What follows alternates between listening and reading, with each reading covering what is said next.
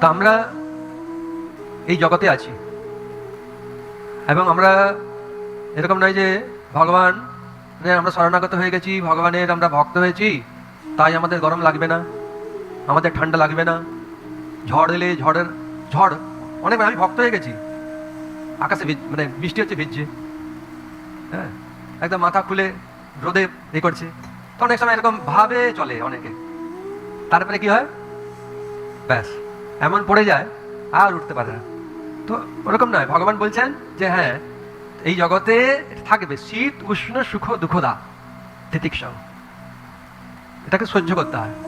এরকম নেই যে গরমের দিনে গরম লাগবে, শীতের দিনে শীত লাগবে, বর্ষাকালে বর্ষা হবে, সবই হবে। তো এটাকে সহ্য করে উপযুক্তভাবে এই শরীর ভগবানের সেবায় লাগাতে হয়।